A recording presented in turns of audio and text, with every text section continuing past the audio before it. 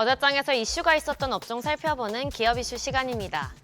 정부가 어제 양자전략위원회를 출범하고 퀀텀 이니셔티브 추진 전략을 발표했습니다. 이 소식에 관련주가 크게 올랐는데요. 출범식에서 최상목 대통령 권한대행은 양자과학기술이 미래 경제사회와 안보의 게임체인저 기술인 만큼 양자전략위원회 출범을 계기로 범부처 차원의 양자과학기술 역량을 결집하겠다고 밝혔습니다. 향후 양자산업을 본격적으로 육성하기 위해 1000큐비트 양자컴퓨터 개발 등 약 7천억 원 규모의 대형 플래그십 사업을 추진하고 차세대 선도기술 선점을 위한 경쟁형 연구개발 체제도 도입할 예정인데요. 또한 해외에 대부분 의존하고 있는 양자기술 관련 소부장 산업도 육성하고 양자 스타트업에 맞는 전용 펀드를 조성하는 등 다방면으로 산업 발전을 위해 노력한다는 계획입니다. 마감 상황 보면 한국첨단소재가 상한가 기록했고요.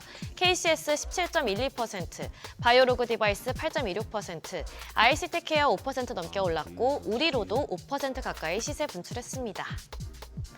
어제 전력설비주도 강세 보였는데요.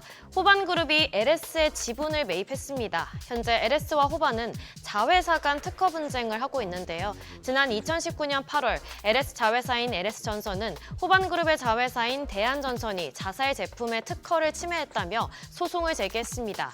1심에서 LS전선이 일부 승소했으나 양측이 이에 불복해 2심이 진행 중이었는데요. 그리고 어제 2심 판결에서 LS전선의 1심 승소 판결이 유지됐습니다. 지분 매입을 두고 호반그룹은 단순 투자 차원이라고 밝혔으나 업계에선 그룹 간 특허 침해 소송과 관련해 유리한 위치를 차지하려는 포석이란 해석이 나오고 있는데요. 지분 3% 미만 수준에서 매수하긴 했지만 일정 부분 확보했으므로 자료 열람 등을 시도할 가능성이 점쳐집니다. 마감 상황 보면 LS 19% 가까이 올랐고 위너스 14.02%, 산일전기도 7% 가까이 올랐고 가온전선 5.95%, 한전 KPS 5.31% 강세 보였습니다. 방산주도 이번 주 좋은 흐름 보이고 있는데요. 유럽 방위비 증액 기대감이 계속해서 주가를 견인하고 있습니다.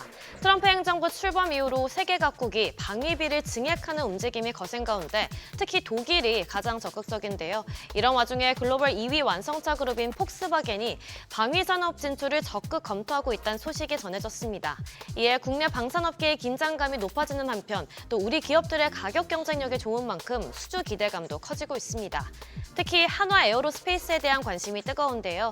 KB증권은 한화 에어로가 높은 자기자본 이익률에 비해 상대적으로 주가 순자산 비율이 낮다며 목표 주가를 기준 60만 원에서 83만 원으로 올렸고 한국투자증권은 현대로템이 확대되는 유럽의 무기 체계 수요에 직접적인 대응이 가능하다며 또한 올해를 기점으로 중동시장 마케팅도 본격화할 것으로 봤습니다.